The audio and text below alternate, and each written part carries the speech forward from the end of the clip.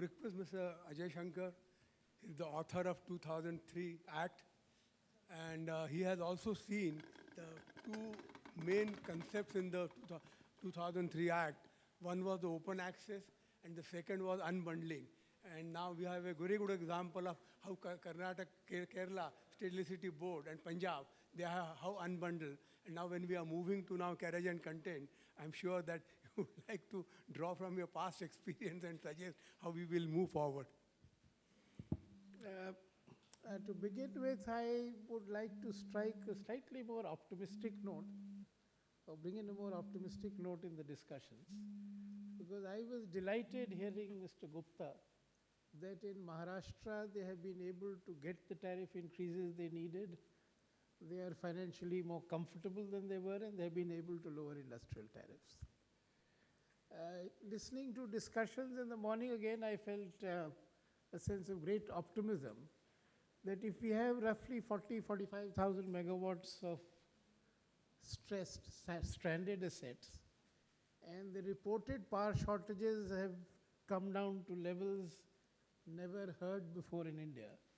So we are actually at a position where with proper policy and management, the country could be genuinely free of power cuts on a sustainable basis.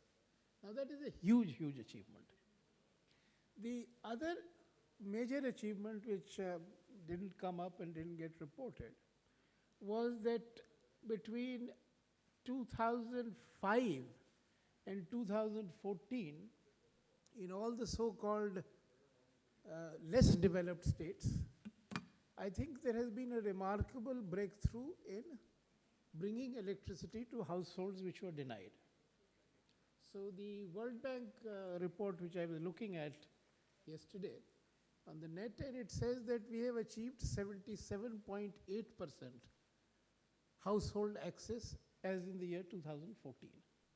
Now this compares to 57% in the 2001 census. So this is a huge breakthrough.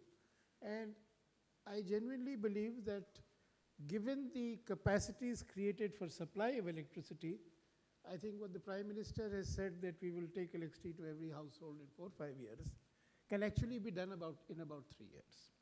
Because that is the technological potential that the country has. Mr. Mehta said rightfully that cash is the problem. Now, here again I see reasons for hope. And the reasons for hope flow from what has been happening elsewhere. So with the Aadhaar card and with direct cash transfer, we have for the first time the possibility of giving the farmer a cash card or an actual cash payment into his account and getting him to agree to metering of supply and getting him to agree to payment for metered supply on the basis of the cash transfers he get. Now the moment you achieve this, you will get more efficient use of electricity, you will get more efficient use of water. And you will be able to move towards 24-hour supply of electricity for agriculture to allow agriculture to make the transition to more productive modern agriculture. Because we are at a plateau on agricultural production because we can only flood our fields.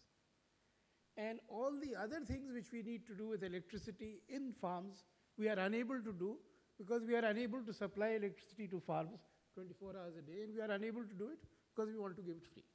And because we have been giving it free for so long, we cannot now charge for it. In fact, the Power Ministry lost, I think, 20 years in attempting to persuade state governments to charge farmers.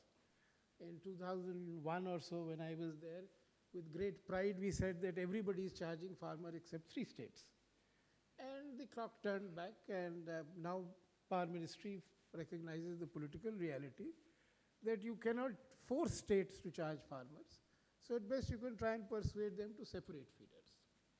But I believe that we have come to a point where we can even